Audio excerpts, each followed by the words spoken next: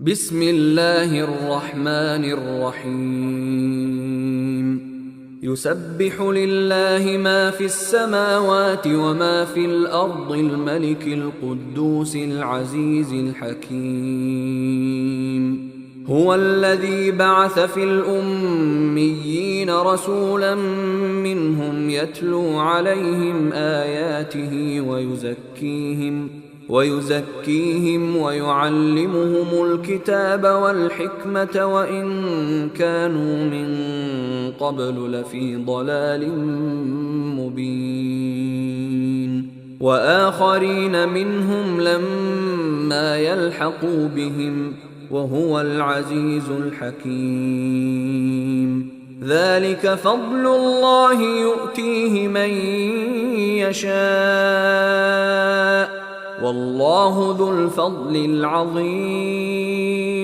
مثل الذين حملوا التوراة ثم لم يحملوها كمثل الحمار يحمل أسفارا بئس مثل القوم الذين كذبوا بآيات الله والله لا يهدي القوم الظالمين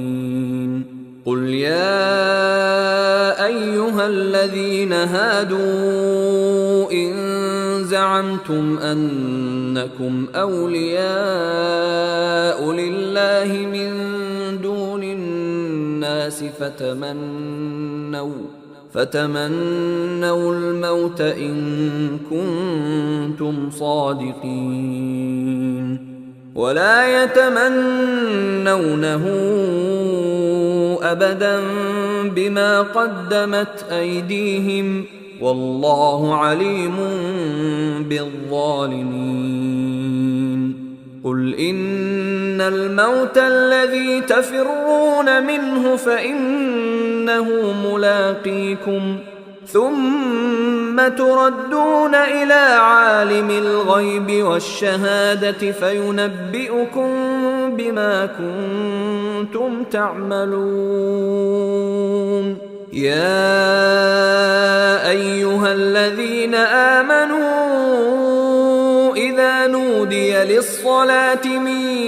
يوم الجمعة فاسعوا إلى ذكر الله وذروا البيع ذلكم خير لكم إن كنتم تعلمون فإذا قضيت الصلاة فانتشروا في الأرض وابتغوا من فضل الله واذكروا الله كثيرا لعلكم تفلحون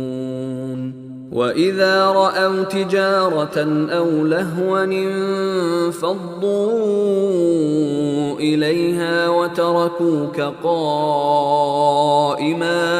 قل ما عند الله خير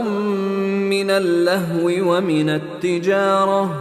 والله خير الرازقين